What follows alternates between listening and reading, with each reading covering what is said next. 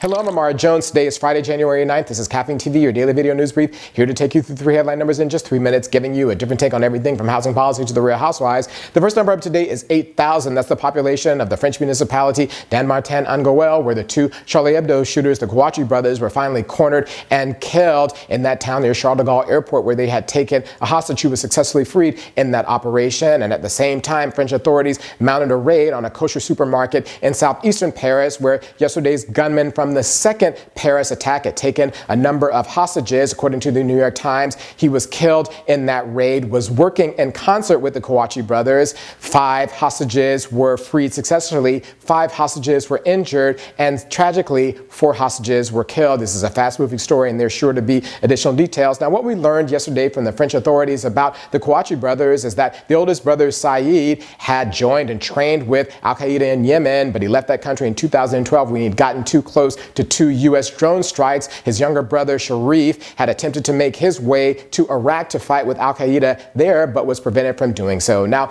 both of these incidents underscore what Secretary of State John Kerry said when he ran for the presidency against George Bush in 2004, that the country's diversion of resources to Iraq prevented it from bagging Al-Qaeda in Afghanistan, which allowed the organization to break off and metastasize, causing future problems. Well, we can only be glad now that these 2 tragic incidents have now ended. The next number up today is 2.5. That's a GPA that you'll need in order to attend community college for free. Yep, that's right. I said for free. Today, President Obama will make a proposal for everyone with that GPA to be able to attend community college without cost. Now, it's a long way away from this proposal to actually being able to go to community college for free. First, the Congress has to pass it. Good luck with that. And secondly, this is going to be a partnership between the states and the federal government, and so there are going to be lots of layers to work through. But this proposal is key. Half of all undergraduates who are Black and Latino in this country attend community college, and those with a college degree earn up to twice as much as those without. And this is perhaps a really important beginning to address the economic disparities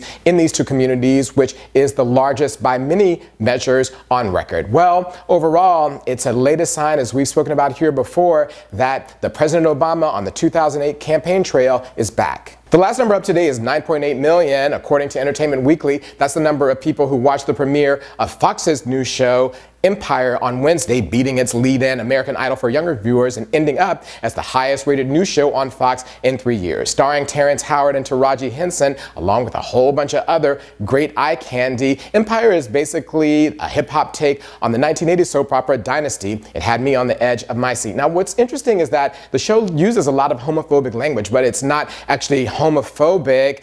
Actually, the gay character in the show is really key to everyone's schemes and plans, as Michael Jackson would put it. And according to Lee Daniels, who's behind the show of Precious fame, that's part of the point. One of his goals with the show is to break homophobia in the Black community. Well, my DVR is already 96% full, and I need to go to bed early to try to get up in the morning to do this show, but I'm hooked.